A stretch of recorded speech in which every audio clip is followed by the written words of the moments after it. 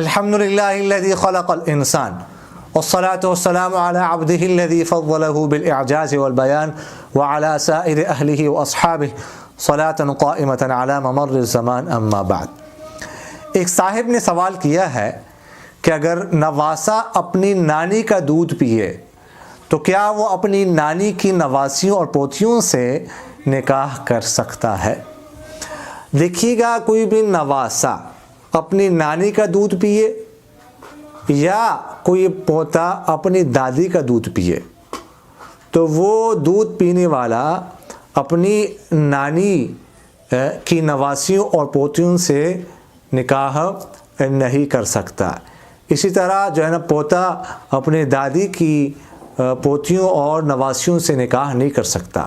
اس لیے کہ جب کوئی شخص مثلا اپنی نانی کا دودھ پیتا ہے تو وہ اپنی جو اس کی خالائیں ہیں یا جو اس کے ماموں ہیں ان کا بھائی بن جاتا ہے، تو ان کی جو خالائیں ہیں ان کی جو اولاد ہوگی اس کی جو ہے جو بیٹیاں ہوں گی اس کے لیے بھانجیاں ہوں گی، اور جو ماموں کے جو بچے ہوں گے وہ اس کے لیے بچیاں جو ہوں گی وہ بھتیجیاں بن جائیں گی۔ تو اپنی بھتیجیوں سے جس طرح اپنے حقیقی بانجیوں اور بھتیجیوں سے نکاح نہیں ہو سکتا، اس طرح رضاعی بانجیوں سے اور بھتیجیوں سے بھی نکاح نہیں ہو سکتا۔ اس طرح اگر کوئی پوتا اپنی دادی کا دودھ پیتا ہے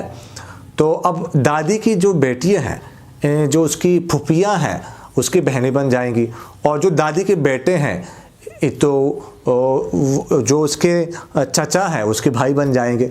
تو اب وہ اپنی پھوپھیوں کی جو بیٹیاں ہوں گی اس کی بانجیاں بن جائیں گی، اور جو اس کے چچا کی بیٹیاں ہوں گی اس کی بھتیجیاں بن جائیں گی۔ تو اسی طرح جو ہے جس طرح حقیقی بھانجیوں اور بھتیجیوں سے نکاح نہیں ہو سکتا، اس طرح رضاعی بھانجیوں اور بھتیجیوں سے بھی نکاح نہیں ہو سکتا۔ لہذا اگر کسی نے اپنی نانی یا دادی کا دودھ پی لیا تو اب وہ اس کی اولاد سے، نواسیوں سے اور پوتیوں سے اس کا نکاح کرنا جائز نہیں ہے۔ ظفر خان صاحب نے پوچھا ہے کہ بچے کی اذان کا کیا حکم ہے؟ دیکھیے کہ ایسا بچہ، فقہاء نے لکھا ایسا بچہ جو صبی ممیز ہو، اور جس کو جو تمیز کر سکتا ہو، جس کو اتنی عقل ہو کہ فلاں چیز یہ ہے، فلاں چیز وہ ہے، جس کو ہم سمجھدار بچہ کہتے ہیں، تقریباً 10 سال کا بچہ جب ہو جائے تو وہ سمجھدار بچہ کہلاتا ہے۔ تو اگر کوئی سمجھدار بچہ صبی ممیز اذان دے تو اس کی اذان درست ہے، اس کی اذان پر نماز پڑھنا وغیرہ ذالک کا سب درست ہے، وہ جائز ہے۔ لیکن اگر اس سے چھوٹا ہو، یہ صبی غیر ممیز کہتے ہیں، جو سمجھدار نہ ہو، تو اس کی اذان جو ہے وہ درست نہیں ہے۔ نور الہادی بھائی نے پوچھا ہے کہ کیا قضا نماز بندہ بیٹھ کر پڑھ سکتا ہے؟ اور دوسرا سوال یہ کیا ہے کہ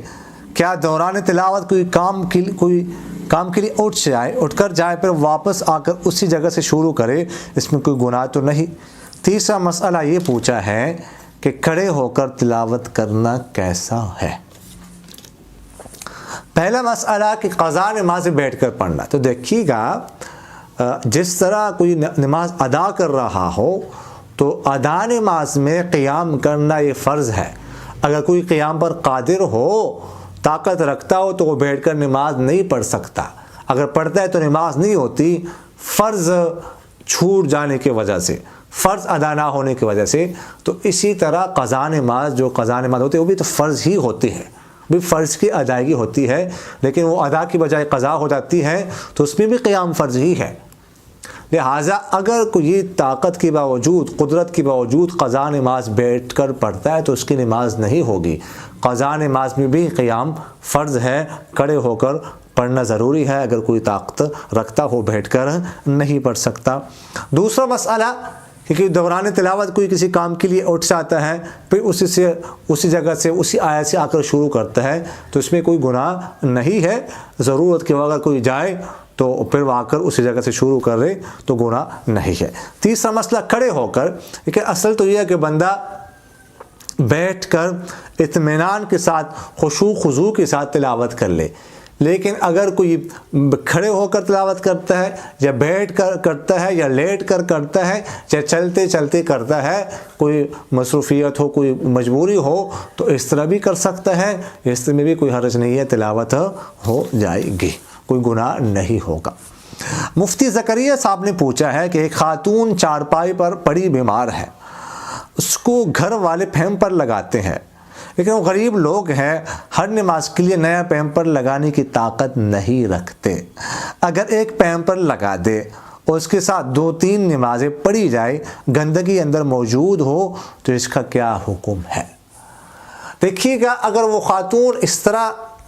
بیمار ہے کہ وہ گندگی یا پخانہ پیشاب مسلسل نکل رہا ہے، پھر تو معذور کے حکم میں ہے، اور معذور کے لیے حکم یہ ہے کہ ایک نماز جو ہے وہ اس نماز کے لیے وضو کیا جائے، اس میں وہ جس بیماری کی وجہ سے وہ معذور ہے اس کی وجہ سے اس کا وضو فاسد نہیں ہوتا، نہیں ٹوٹتا، البتہ کوئی اور اگر ناقص وضو توڑنے والی چیز پائی جائے تو اسے ٹوٹ جاتا ہے۔ اگر یہ معذور ہے تو پھر تو کوئی ایک نماز میں تو کوئی حرج نہیں ہے، وہ لگا ہوا ہو، گندگی موجود ہو تو پڑھ لے۔ اگر وہ معذور نہیں ہے پھر کیا حکم ہے؟ اگر معذور ہے تو ایک سے زیادہ نمازوں کے لیے کیا حکم ہے؟ تو دیکھیے گا، جو صورتحال آپ نے بتائی ہے کہ پیمپر کی طاقت وہ نہیں رکھتے، ہر نماز کے لیے نہیں لگا سکتے، اور بڑے لوگوں کا پیمپر مہنگا بھی ہوتا ہے، اور اگر اس طرح چھوڑتے ہیں تو ظاہر ہے کہ کپڑے بھی گندے ہوں گے، بستر بھی گندا ہوگا۔ تو ایسی صورت میں جو ضابطہ ہے کہ الحرج مدفوع، کہ حرج کو دفع کیا جاتا ہے، حرج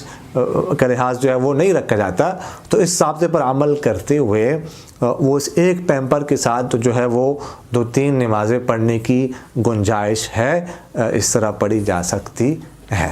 اقول قولی ھذا استغفر اللہ لی ولکم ولسائر المسلمین فاستغفروہ انہ ھو الغفور۔ میرا دل بدل دے، میرا دل بدل دے، میرا دل بدل دے، میرا دل بدل دے۔